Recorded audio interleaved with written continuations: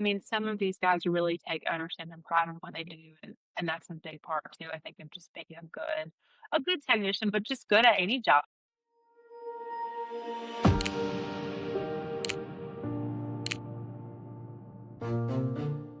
My guest today is someone who has shown passion, purpose, and persistence can take you far. She built a career from the ground up, working in operations, customer service, and now in leadership role. She's led teams, streamlined processes, but more importantly, put people first. We like people who put people first in every business thus far. Now, as a senior leader, she's combining her years of almost what we would call in the service lane, but not necessarily the same thing here. You're going to find out why. And on the ground experience leading team. Please welcome to the Wrench Stirrers podcast, Racheal Bright. It's impressive. That is impressive. I want you to introduce me every time I go in somewhere. I try to do my best because I know that when I walk in a room, and this is humble brag, but when I walk into a room at an event and I can immediately see 1, 2, 3, 4, 5, 6, 7, 8, 9, 10 people that know who I am, what I Mhm. do, why I'm there, what those kinds of things. And it's like some of them come over, it's like, hey, how you doing? Love what you're doing. It's like it feels awesome. So Mhm. when I try to give that back to people who are also doing awesome things like you, it's a little bit a way to give back. And it's a secondary process to giving folks like yourself a platform to speak your life, speak about your experience, speak about the industry in from your perspective so that others can learn the things that you've learned without having to go through all the trials and tribulations of learning the things that you've learned. Yeah.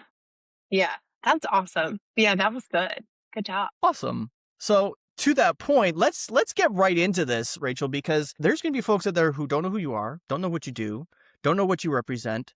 So let's do this like we always do from the very beginning. What got you into automotive, which isn't necessarily automotive, into the trade, which isn't necessarily automotive as a trade, but as a service manager of technicians?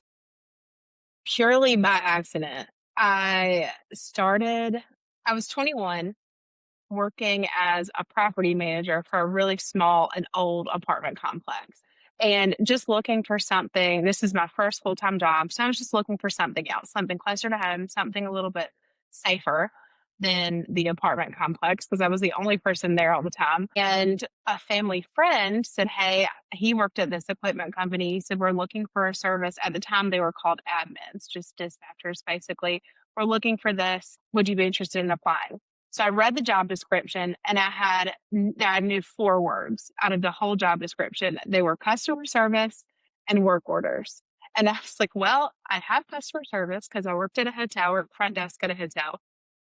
And that is the best job to learn customer service in. And I know what a work order is because I put them in all the time for our maintenance guys. I had no idea. Um, so I applied, got the job, and that's how I got into material handling solely by accident. I had no idea what material handling was, really wasn't even sure what a forklift was. One could have driven by me and I would have had no clue what that was. But almost 12 years later, here I am. And what a cool industry it is. I'm so passionate about material handling because it's so necessary. And it's not necessarily a public industry like automotive or anything like that, but it's so cool because everything that we touch, the sweatshirt I'm wearing, the microphone you're using was once handled by a piece of material handling equipment, a forklift, pallet jack, whatever. I stole that from one of my mentors, so that's not an original thought, but it's such a cool industry to be in. So I kind of fell into it. It's interesting. I spent a little bit of time fixing them, cranes, forklifts, so on and so forth. And it's a very similar but different. It's like Mhm. it's parallel to automotive HD off Yes. highway. It's probably more similar to off highway Hmm. than anything, simply because the size and scale of most of things are quite large. Not everything, Hmm. obviously, electric pallet jacks, ride on electric pallet jacks and things of that nature are getting bigger, but they're still quite small in comparison. When you get into forklifts, you can be working on something, a tiny Yoda forklift can look Mhm. tiny, but it's still got a 5,000 pound weight on the back of it, right? But it's still quite tiny. It's a just a tiny little engine in there, tiny little stuff, but it's lifting several thousand pounds Mhm. easily, effortlessly. But you could go all the way up to like 20 ton, 30 ton, gigantic forklifts, and the mechanics who you lead have to fix all of them Yeah. from like everything. You go from the tiniest little tiny little thing to this big. So I understand that, and I can appreciate the industry. You said, just about everything that we are wearing, we use, whatever, has been touched in some way by someone or something material handling Mhm. related. Because, you know, as much as we charged at the time per hour for our services as mechanics for the company that I work for, the amount of time, the amount of money that was costing the business by that machine being down for any length of period of Mhm. time was extremely higher, right? So I appreciate that. So it was something to get you in, and then you've spent some time doing it and realize how awesome and how important it is. Take us back to that first year. What was that first year in the business like? Just coming in knowing four words. It took me, no lie, 6 months to understand what my job was. I went to, a branch in a different state for a week, trained with peers there, got like how to open the work order part down, but I still had no clue. I didn't walk into our shop for 2 years. So I still didn't have a good understanding of what these technicians were having to do day in and day out, whether it was field jobs or shop work or what we call a resident tech, which is someone that goes the same place Monday through Friday. So I didn't really understand it. I just knew a customer calls in, they have a forklift down, I send a tech fixes it, I get the paperwork, I send them an invoice. And that was really the extent.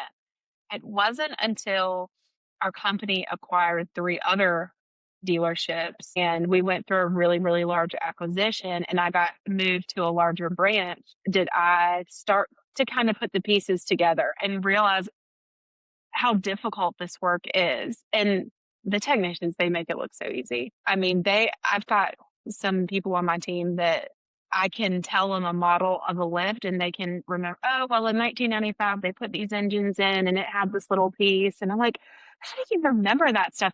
The things that they remember and retain is incredible. So that's when I started to see it all come together, and I was like, this is a really, really important industry, and it's different from what we call, like, the heavy side or the dirt side because a lot of times those jobs, you're out on a construction site, let's say a bulldozer goes down or something like that. Well, a lot of times they'll just go home. Everyone just goes home because the pieces of equipment is down. You can't go any further. With forklifts, especially if it's on a production line, or even a farmer who has one lift and he has a truck, he's got a load full of sweet potatoes, there is no stopping. They've got deadlines to meet. Like you said, that it's costing money. So there's a big sense of urgency, I think, with material handling that technicians and support staff have to make sure that we take care of those customers and maintain those customer relationships. It's crazy different in that regard, and this is one of the things that unfortunately automotive hasn't necessarily learned in the same capacity that the other industries around have. When you talk about technology and you talk about the business at large and you look at all of the different ways that you can formulate industries and transportation, off highway, heavy materials, HD, all of them, it all comes down to that dollar of how much it's costing for that piece of machinery to be down. Like Mhm, being down a minute, it's not a single or penny calculation. It's dollars and dollars and dollars per minute. So mhm. to put that upon the weight and shoulders of a technician who's out likely in the field, because the shop work isn't necessarily under nearly as much pressure. It is still under a lot of pressure because it still needs to get fixed because it's still a down piece of machinery in one capacity or another. But it's not the technician who's out in the field. This is broken and it needs to get fixed now. Yeah, you don't have that Period. customer standing over you, watching you every move, and then you fix it, and then a week later, they call about the invoice because they don't feel that it's justified or something like that. So it's not the field techs are under a ton of pressure. I have immense respect for Mhm. them. They can pull up on a customer site, diagnose, make their repair, often get it right the first time, and do their paperwork, go on about their day. And that customer's Mhm. up and running and they're thrilled. They're like, this is great. But let that part not come in when it's supposed to. Or something happened and the tech, has to take off. It's not, it's a different story. But yeah, it's incredible. And it's funny, like you said, the parallels between automotive and material handling. There's so much similarities. But the differences, though they may be few, they're big differences. Mhm. I know that automotive technicians deal with things like flat rates, things like that. That's not something that we have to worry about in material handling, but there are other issues that we have to worry about. So it's just neat, especially when you compare shop work to shop work.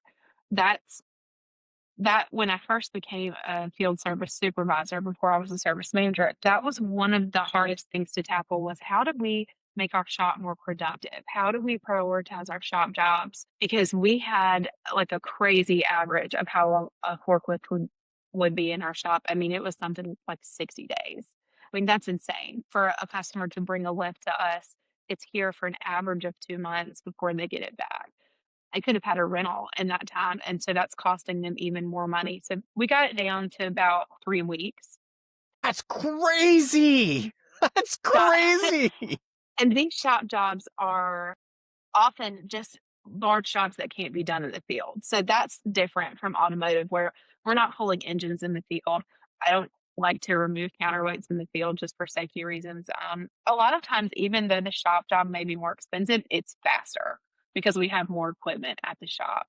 So it also depends on the customer and what they're looking for. If they just need it to be up and running, let's get it to the shop. If we can do it quickly, go ahead and get the parts in and flip it, and then that way it's done.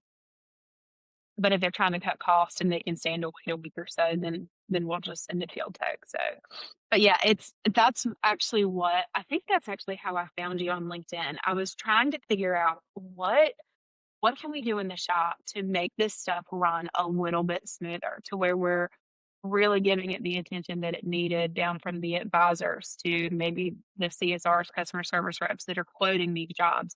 How do we make that flow a little bit better? So Awesome. I hope you found something useful. I've posted a lot in yeah, the last 4 years. I posted a we lot. we do a toolbox talk every Tuesday with the techs, and it's just a big call in. And most of the time, it's 10 minutes of me just rambling about like what's going on. But I have quoted you and showed some of your visuals, and I gave you credit and told them to go listen to the Returner's podcast I because it could be appreciate fun. that very So much. I I did tell appreciate you. that very much. I'm like scrambling on a Tuesday morning to find something to talk about. I'm looking through your LinkedIn. I'm like, oh, this is good. This could apply. Some of my just kind of thinking about some of the stuff that I've posted in the past and stuff that we talk about in the Sweater Leader group chat and efficiency productivity regularly comes up. You know, how do we do this and how do we do that and whatever. A lot of my efficiency stuff come from the body shop, believe it or not. You know, Mm, I spent almost 2 years somewhere around there as a general manager at a collision center. And a lot of the efficiency stuff came from learning stuff I learned from the floor from the technicians there, as well as the training, the education, and some of the this education I did with the owner to understand Kaizen, to understand Six Sigma, to understand those things. mhm, And when you break it down to a mechanical and body shop level, you can then dissect it and put it into other places. One of the biggest things, sorry, the two biggest things that I learned from the collision center that I have hopefully transmitted out there, as well as communicated to a whole handful of service managers that I've done one-to-ones with, is the yellow paint on the floor for shop equipment and mhm. labeling on the floor what is supposed to be there. That was gigantic. Believe it or not, that was a measurable gain in productivity over a 90-day period of time when we did that at the shop. And the That second makes thing, sense. you wouldn't believe how some of the most simple things that you can do can be. Like it's so mind-numbingly like why didn't I think of that? Because the initial reaction to those kinds of things is, oh, that's not going to change anything. Yeah. Trust me, something that simple can dramatically affect, especially when you're looking at a shop that can have 10, 15, 20, 25, 30, 40 plus technicians. When you Mhm. have that many technicians, you also have a butt ton of equipment that all needs to go back, right? And Mhm. people looking for stuff is a great waste of time. It's a great way to waste time. The other thing was the when taking things apart, and I hope all of my service managers out there are listening to this. The trolleys, the trams, however you call it in whatever country you're listening to this is, but we had rolling shelving. So Mhm. four wheels in the bottom, and I think if I recall, it was either 4 or 5 shelves.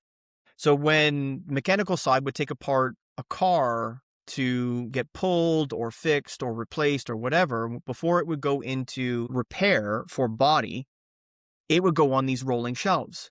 And it wasn't until I went to the body shop to even know that these things existed. So when you're doing engine jobs, when you're doing interior jobs, when you're doing anything that requires more than maybe 1 or 2 pieces of the car to come off, get Mhm. these rolling shelves for your shop. So when a technician starts taking apart something that's going to have multiple interior pieces or body pieces or outside pieces, put on the shelf and label it. That way, if you decide to say that technician needs to be working on something else, it's already in a place where the whole shelving unit can just get rolled to the side. They don't have to clear the bench. They don't have to clear the floor. They don't have to clear any of those things because you'd literally just roll the whole damn thing off to the back of the shop Yeah. somewhere nice, put the car outside and work on the next thing. But you could do that with everything. You can do it with trucks, you can do Mhm. it with cars, you can do it with forklifts, you can do everything. That rolling shelf made everybody more productive because everything's labeled, everything, and it had the work order number up on high like a big old flag so you could see it from afar. It had the work order. We had just trying to remember, it was like a plastic duotang of some description that was hung on the side of it that had the entire work order up to date and everything on it. So the tech who was taking things apart highlighted everything that was done on the Mm. printed copy. It was also on the digital work order, but as he's finishing the digital work order, writing down what he's done, he's also, because the repair process of the disassembly or assembly was also with the work order, highlighted everything that had been taken apart. So we knew exactly. So if he got hit by a bus tomorrow, the next guy could Mhm. come in and go, okay, this is all the work that got done and could continue. So that's really morbid thought, but it happens. It does. And that I think thinking about our shop right now, and I'm thinking about how many times I've walked through and seen, I mean, it looks like a forklift has exploded, right? Because Mm-hmm. he's just like taking parts off and he put this part over here and then he put this part over here. And like you said, that technician has to be the one to finish that job because he's the only one that knows where anything is. And sometimes I'm like, is that a way to keep, job security for that tech because he's got to do that job, but they're all busy. They have plenty of stuff to do. But that's a great idea. Just having, and it doesn't even have to be that big of a cart. I mean, because the good thing about forklift parts is majority of the parts are small. And so yeah, I mean you can just have a regular rolling cart. Everything for this job goes there, the Mm-hmm. cart stays with the job. So yeah, good stuff. I I've think seen. the one I shared with my text was it was like a 3 slide thing, and one in particular was talking about taking an extra 15 minutes to make sure that you have all the tools before you start the job. It was about steps. It was talking about all the extra steps that a tech spends going back to his van or to his workspace, getting all these different tools. What if you just take a few minutes in the beginning, make sure you've got the right tools, you're saving yourself. Mm-hmm. Those steps are huge. Mhm. When you know you're going to be doing a big job, it's one thing when it's a small job like you're doing brakes or tires or whatever, and it doesn't matter whether it's a forklift or not. They do brakes and tires too. But when you're Mhm. looking at a bigger job where you know you're going to be 2, 3, 4, 5 hours, maybe longer, maybe days, depending on how big the job is, especially if you got to completely, pull a counterweight off, or pull the hood Mhm. off, or pull the side panels off on a forklift, you're days, right? Be Yeah. safe. You're going to be days. If you spend that 15 minutes, 30 minutes to go, okay, this is what we're doing. This is the SI of what we're doing. Let's say I'm doing a head gasket on a little Yoda. I know, okay, here is the disassembly. Okay, I have this part, this part, this part, this part, this part. Okay, I have my whole box of parts here that I got from the parts department. Okay, I have this part. Yes, I have this part. Yes, I have this part. Yes, I have this part. I'm supposed to have three of those bolts. Oh, I only have two. Problem number one, I'm not even gonna bother starting the job because I'm gonna go back to parts and make sure I have all the parts. Two, these are all the special tools that are top of the SI that I'm supposed to have. These are the special service tools, and these are the tools that are recommended for this job. Okay, I have that, I have that, I have that, I have that. Okay, if I have all the parts and I have all the tools, and the Mm-hmm. fork truck is right there, the lift truck, the tow motor, however you call it in whatever country you happen to be in, Yeah. is everything is right there, right? And now working, Mm-hmm. Yeah. working. I can't.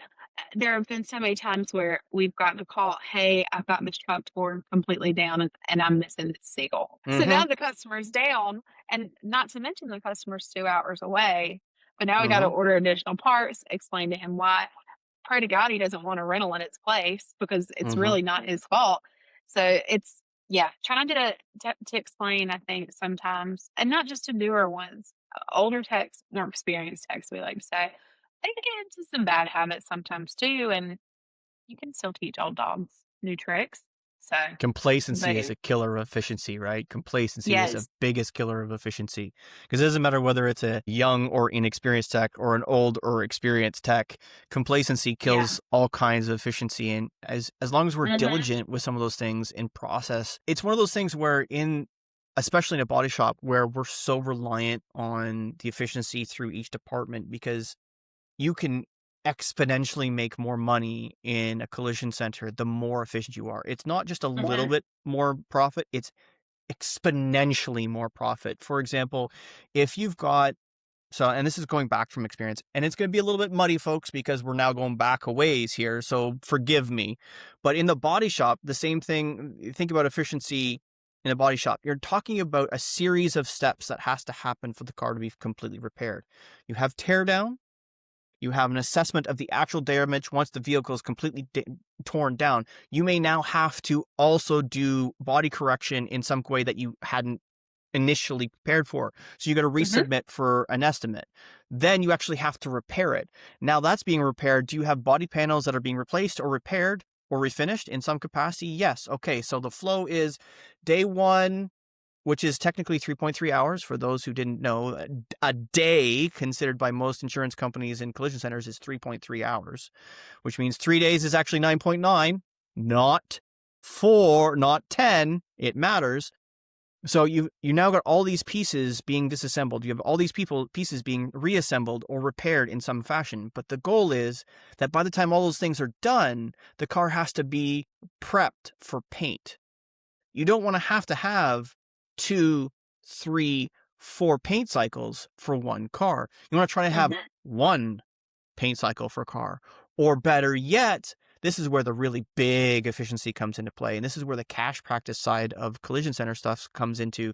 And if you can think about this and how to apply this in a mechanic shop, in any mechanic, doesn't planes, trains, automobiles, or forklifts, it doesn't matter. If you can think about the same concept, we would try to get cash jobs in that were a bumper repair or a quick dent, which required a quick scratch, a quick pull, a quick simple pull of some description, like with the tiny little tools like PDR kind of repair. Get that on a bumper or a piece of metal so that you put the hood, you put a couple of bumpers, you put a couple of side panels all in at once. So now we're painting. Yes, maybe it's 4, 5, 6 different colors. That's okay. The painter should be good too.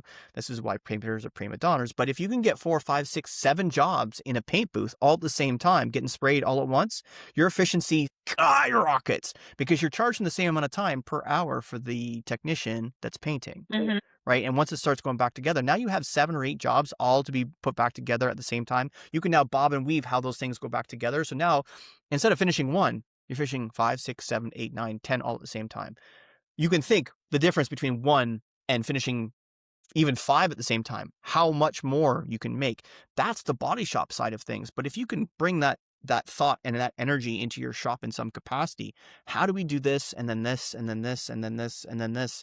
How do we weave that all together without burning out the hmm technicians? Money. yeah, Yes, please. it's It's all about yeah, like you said, okay, if we're gonna diagnose this big job, the minute we get parts ordered, let's move to a smaller one so that we can get that in and out. And that's where other departments it's so important for departments to work together because essentially they're all extensions of the same branch or the same dealership, whatever. Parts is a completely separate department, but it's also an extension of the service department because we can have and we can do our job as far as scheduling, things like that. But if the parts don't get ordered, or let's say the parts do get ordered, they just don't get shipped from the manufacturer or the OEM, we're screwed basically, and that can throw off an entire technician's day, which could throw off the week because maybe they were already scheduled out for a week. So it takes so much teamwork, and that's something I will say I think that our branch does really well is understanding that it takes everybody and it takes every department, and sales is a big part of that too. So Mhm. that's Agreed, and something that was a hard lesson I think for us to learn over the last 10 years is sales needs service, service needs sales just as much as the other one needs. And so it's interesting because you think about and we talk about in automotive industry how right now the average age of the car is something like 13.2 years. That mm, is incomprehensible in heavy machinery world. It is incomprehensible. ugh. I was working on Yodas from 1990, Yeah, right? still I was out working there. on old Yaleys from 1977 that work flawlessly, right? They've had more wheel bearings than you could possibly imagine in those pallet jacks. Yeah. Just literally thousands of them in it. But it works just fine. It needs a quick service here, quit a bit of grease here, clean it down, make sure the battery's good, make sure the wheel bearing's good. Bob's your uncle. Have a nice day. But the key to that is preventative maintenance and planned Mm-hmm. maintenance, right? And that's something that we try to drive home to technicians. And we have some experienced techs that do this really, but sometimes it's harder for the new guys to grasp. Yes, PMs are boring. They're not fun. You're not going to get dirty. You're not going to feel like you've accomplished much. But if you do your PMs the right way, one, you're going to have easier repairs. Two, your customer is going to trust you because you're constantly letting them know, "Hey, you probably want to fix this now because in 6 months it's going to be a much bigger problem and you're going to be down." So that's you can have a forklift can last as long as you want it to, depending on the application, of course. But if it's PM'd properly, it's going to last. And the next time the customer goes to buy one, they're going to come to us because we've maintained it so well and we've been honest and transparent with them on how to fix it, how to take care of it. That's beans are something I'm passionate about. Hey, it doesn't matter the industry. You heard it from a completely different industry. We have a lot of automotive and HD folks on the show. We've had a marine Marine.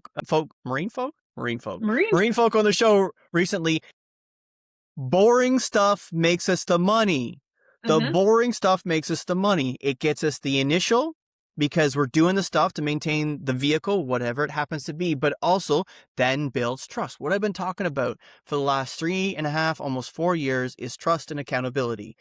When we do the boring things consistently for our customers, they begin to trust us over a period of time. When we do it consistently, we can be held accountable to the things that we do consistently. When we do the things consistently and something outside the normal happens, guess what happens? It's like, okay, you've been doing this for 10 years. Something completely outside of the normal happened. I'm not going to drop you like a stone today for one thing that maybe made a mistake. Josh Arnold said that quite eloquently. Now, he described it completely through video, and that's a video MPI, and I don't think you guys necessarily do video anything at this particular point in time, but that would be awesome to see. That would be awesome to see because there's some guys out there doing some really cool work, but boring stuff makes us the money. Preventative maintenance makes us the money, both today, tomorrow, and 10 years from now, because customers trust us and they like the transparency that brings. It brings us to another thing, service. Okay, so we talked a little bit about preventive maintenance and we talked about those kinds of things. I want to talk about some of the bigger jobs. I want to talk about the mechanics themselves. So here in Canada, there is a lot of regulation for automotive mechanics. There is a Okay. lot of regulation for heavy duty mechanics. Heavy duty mechanics also have the options to do things like for driving. There's extra licensing for hydraulics and air and things of that nature. But there is also regulations for motorcycle. There is almost no regulation for equipment. Almost none. Nobody ever asked, none.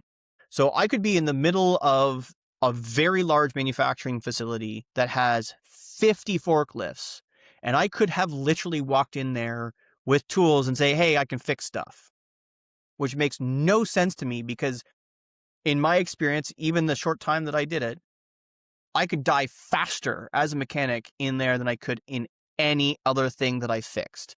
Mhm. Between counterweights being thousands of pounds, between literally a 20-kilometer-an-hour double skewer heading at me because I wasn't paying attention in a manufacturing Mhm. facility, to all of the things that they're lifting, right? You're talking about Mhm. synchronized swimming, but with 10,000 pounds, which is quite literally what it looks like in the middle of a manufacturing facility.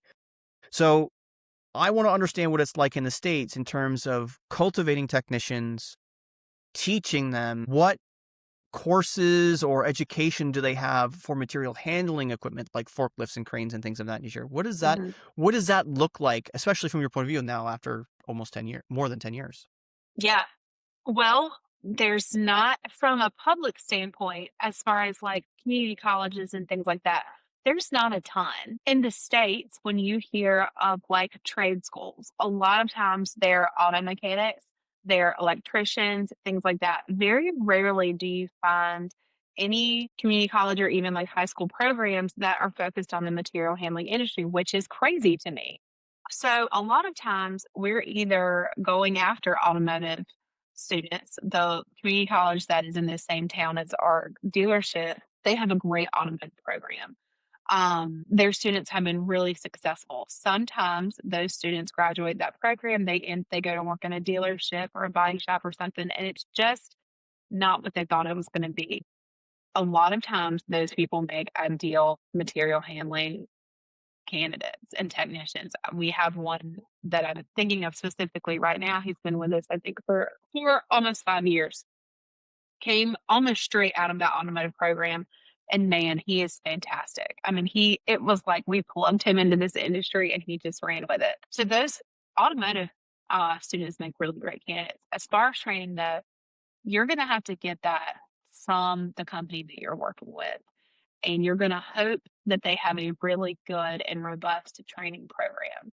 You're going to hope that it has a lot of on the job training. You're going to hope it has some classroom stuff. And hopefully they're in sync enough with their manufacturer that not only are you getting that on the job training, but you're also going to get the product certifications for the products that you're selling or that are being sold that you're working on. I think we've done a pretty good job with that. We have, up until a few years ago, there really wasn't a career pathway because when you start, you're a brand new technician, your goal is to become a master tech, right? You want to do whatever it takes because that means more money. That's how you make the most money as a technician. We didn't Imagine that. have, More training means more money. Imagine that. I've we, only been saying it for a solid 4 years in yeah, content. More training equals more money.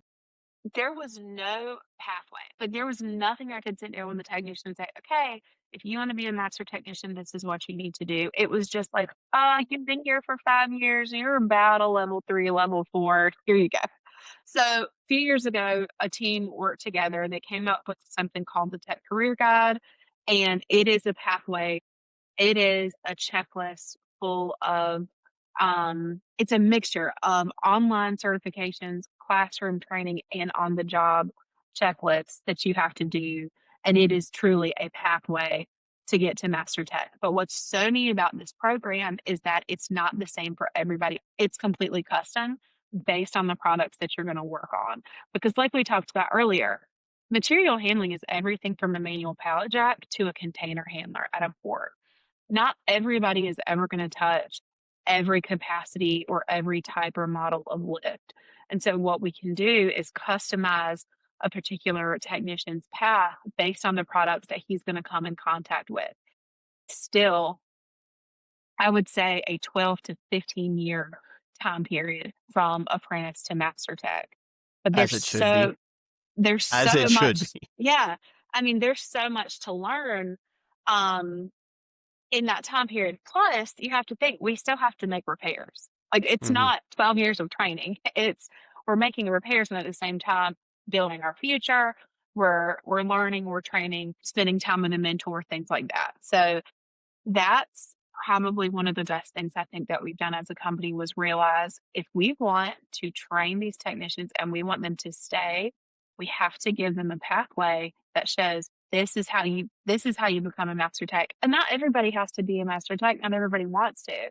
It's completely optional. But that's really I think we have focused a lot on retention ever since, I mean, really since COVID, we've had a really hard time, I think, in some of our larger, like, metropolitan branches because there's so much competition. So we've had to figure out, okay, how do we give these technicians something to come to us for and something to stay with us for? So that training is so, so major. It's such an investment, and it's an expensive investment and with time and money because it means hotel, traveling, and paying a lot of on the job training where the tech's getting paid, but you're not billing any, it's no revenue.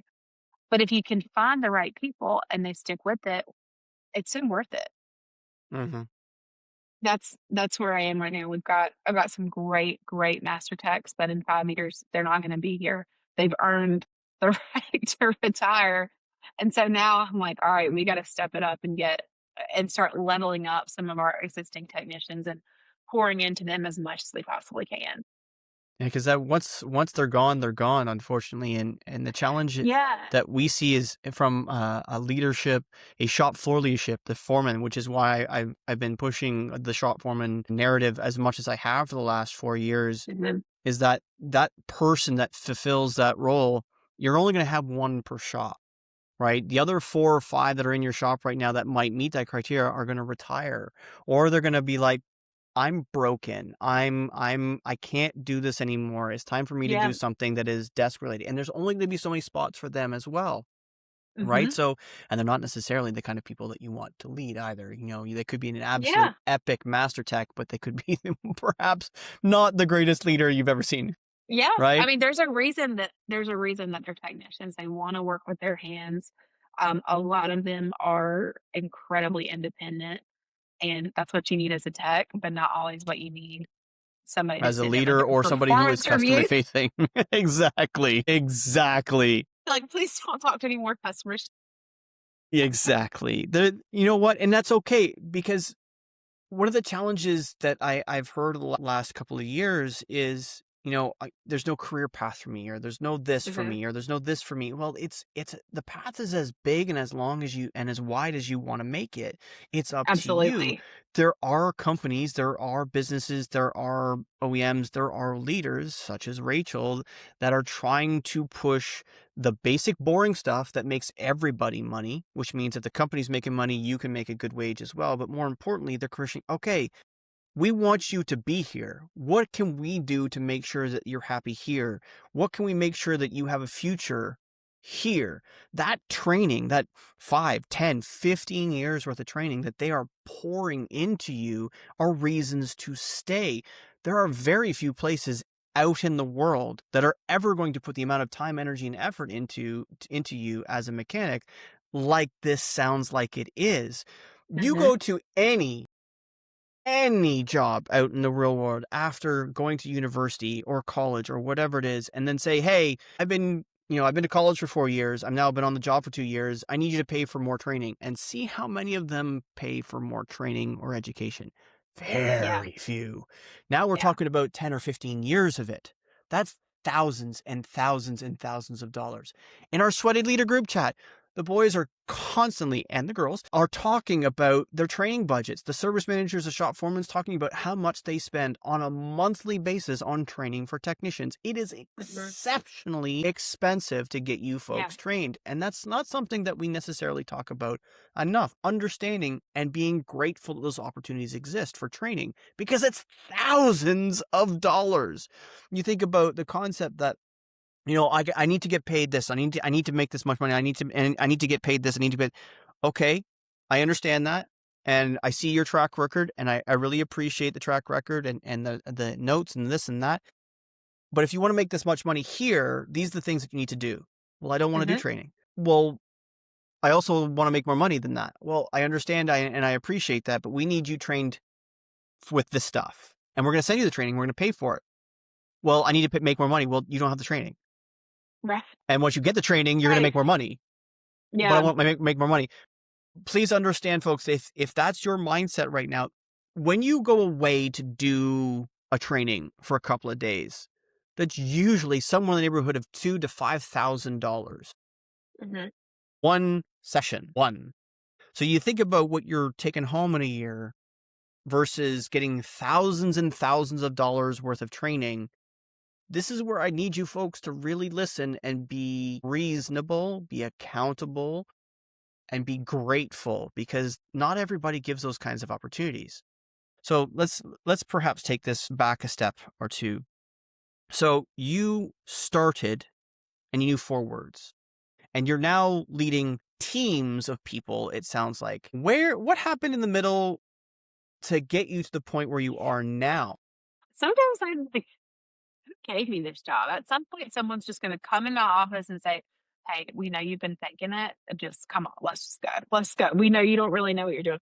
Um, so after we had that big acquisition, I was transferred to a larger branch, and we were combining essentially 3 companies into one, and it was pure chaos. We had maybe 2 months before gone to a new operating system also. So it was like a perfect storm. I mean, it was a nightmare, but we worked through it, and a lot of training, a lot of teamwork, things like that. So I continued to be a service advisor, continued to try to lead. The service advisors, the way they were structured, they're the dispatchers, but they're doing much more than dispatching. They really are the key to like the day to day.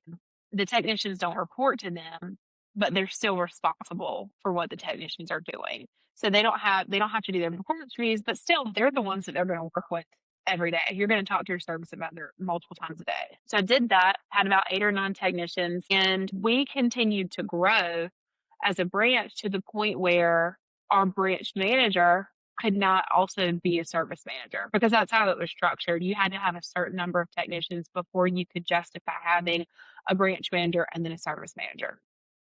So I got promoted to service supervisor, which is kind of an in between, still an advisor, but you do the technician's performance reviews at this point. It was a way to take a little bit of the load off of the branch manager and also to kind of test me in a leadership role and see if I could handle it before going full on service manager role. So did that, continued to hire technicians until we got to the point where we could then justify having a service manager and a branch manager. So that was 2.5 years ago, became service manager.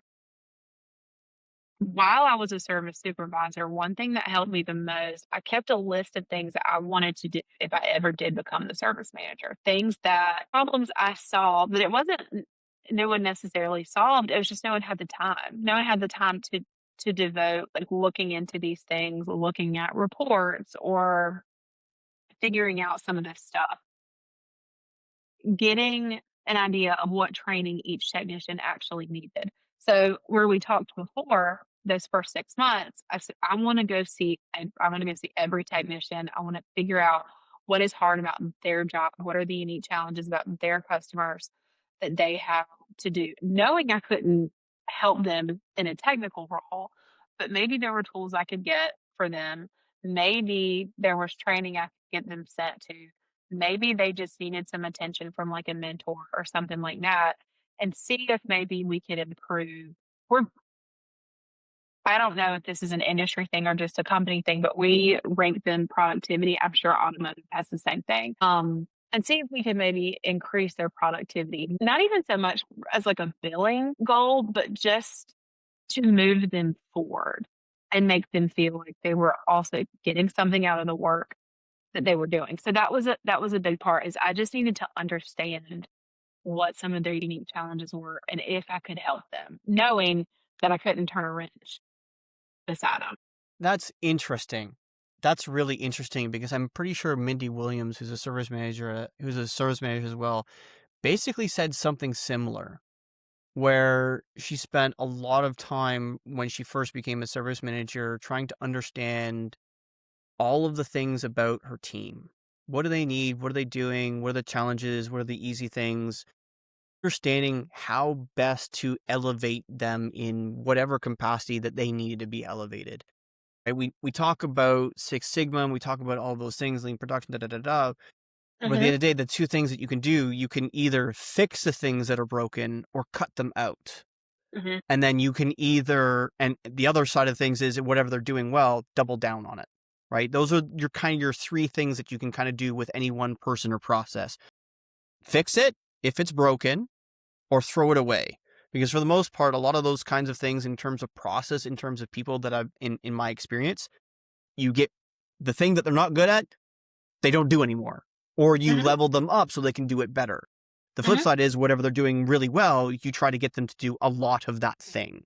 So whether it's engine work, whether it's fork repairs, or whether it's, being the person who knows how to get counterweights off flawlessly, whatever the case may be on whatever the model or the serve, whatever it is, you try to get them to do a lot of that thing. That's Hmm. usually the most efficient thing to try and figure out. But when you listen to them and you get to understand what they need across the board, there's going to be things that blanket. Everybody needs more training in this area. Hmm. Boom. Okay, we can prioritize that. That's going to cost 150 grand this year. Holy lightning, that's a big, big chunk of money. But it means that everybody's going to level up maybe 5% or 10%. If you have 5, 10, 15, 20, 50 people that are going to level up 5 to 10%, 150 grand is back in your pocket so fast you can make your head spin. But Hmm. that's when you've started to whittle down. You got the broad stuff, the blanket stuff that everybody can, okay. Then we get down. Okay, slightly smaller blanket, and maybe it's a couple of blankets. A slightly smaller blanket, and that's even more blankets across the board. Now it's super specialized, and you get down to the custom stuff. You're talking about training, which is completely custom to the individual based on their needs and what the business needs. Awesome. That's a really small blanket for one person, right? It just Yeah, covers them. Keeps them warm, keeps them comfortable, but it gets them accelerating into the future. Those are the kinds of thinking that leaders who really want to make a difference both to the individual and to the team. Somebody very close to me today said, you don't actually work on teamwork, especially in sports. You actually work on leveling up all of the individuals within the team. Because if all of the people within the team are leveling up, the team just ends up working better because all of the skills of all of the individuals have leveled up. But you have to do that individually. And absolutely. you've heard me say the phrase personalization at scale. Yep. Same thing, and it makes me really happy to hear that.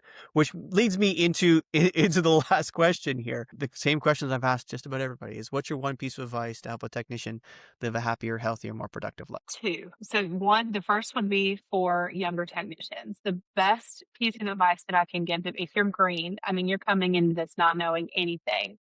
Your first year, the only thing you should worry about is proving to your fellow teammates that you're willing to learn and work.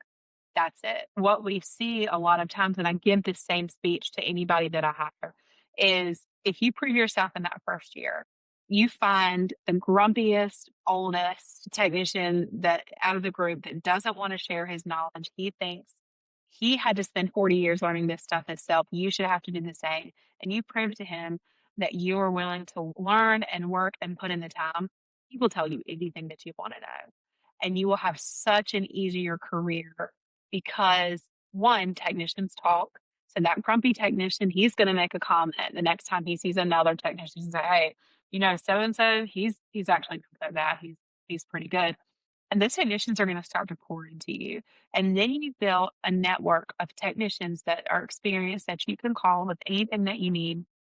And they'll tell you they're not going to give you a hard time because you've proven yourself. So that is a huge thing for newer techs. And I think that is applicable not even for any technician, that's for any job anywhere. If you're entering into a brand new industry and you don't know anything, admit that you don't know anything and then prove that you're willing to learn and put in the time. So that's for the new guys or girls. The second piece is that it's for everybody and there's so much more to being a good mechanic than, hang on, let me think about this. It's like there's more to being, to be a good technician, there's more than being a good mechanic. You can be a good mechanic and not be a good technician. And to be a good technician, not only are you a good mechanic, but you fulfill the other duties of your job, whether that's paperwork, time entry, whatever, putting in your parts orders on time, helping fellow teammates out, having a good attitude, having good customer relations, all the things that we've talked about, all the things that you talk about, taking your career into your own hands, making sure that anytime there's a training opportunity, you're signing up. Those are the things that make a good tech. It's not just about, you don't have to be a master technician to be a good technician or to even be a great tech.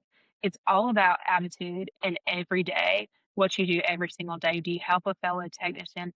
Are you good to your advisor, your dispatcher, or whatever? Do you have a good attitude? Things like that. Those things go so much further than you could even imagine. And they help you grow in the industry because, like you said, there's going to come a time where you're tired of turning wrenches. Your body just won't let you do it anymore. And you're going to need other options. People are going to remember the way that you treated them and how good you were to work with, work for, all that stuff. So those are my two pieces. Those are flawless. Those are flawless. I love the way you ended that because it comes down to people won't remember what you did, but they will remember how you made them feel. Hmm. That as an answer to your grumpy mechanics, you spend a year, you spend more just telling them, proving to them that you will listen and learn. That is probably one of the most pinnacle peak pieces of advice you can give any young individual in this industry. Not necessarily young in Hmm. age, but young in this industry. If you can prove to somebody who has a wealth of knowledge that you're willing to listen and learn and put in the work, the sky is the limit with which what they will do with you. Hmm. It is proven time and time again. I have an entire group of sweaty leaders, an entire group of epic of leadership proportions in Service Drive Live. They all say the same thing. The technician, the service advisor, the salesperson, those people who are willing to listen, willing to learn, and willing to put into work, I will do anything for them. Hmm. Anything ever. Years, decades go by, and they remember those apprentices, those salespeople, those service advisors that put in the effort to make them feel like they were awesome because they listened and put in the work.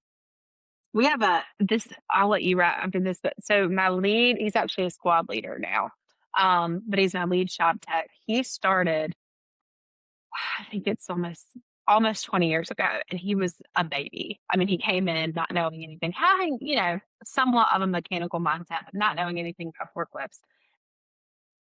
He's a master tech now. He has grown so much, not only in wrench turning, but just in leadership. And he has become somebody that all of the technicians look up to.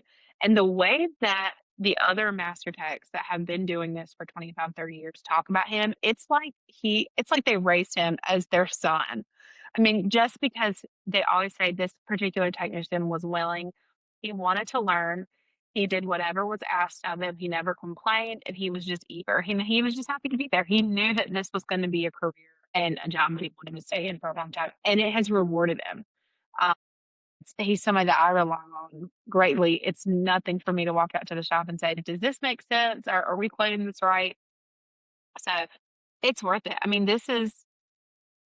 this industry, as well as any other job, I think, that you have levels to and you have to really master.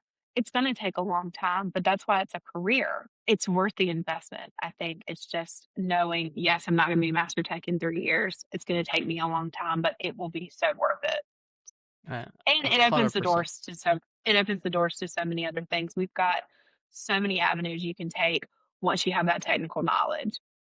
Thousands of things. And this is one of the Hmm. things that I have to try and remind everybody that listens and watches is that when you think you're a mechanic and you're going to be a mechanic for 5, 10, 15, 20 years, there are literally thousands of things you can do with the skills that you learn as a mechanic. The critical thinking under pressure, stress, strain of safety things that you have to do on a day-to-day basis, being able to do that in any situation allows you to work on anything or in anything anywhere. When you can prove to a potential employer, it's like, hey, I spent the last 10 years doing safeties, or I spent the last 10 years being the lead diagnostic technician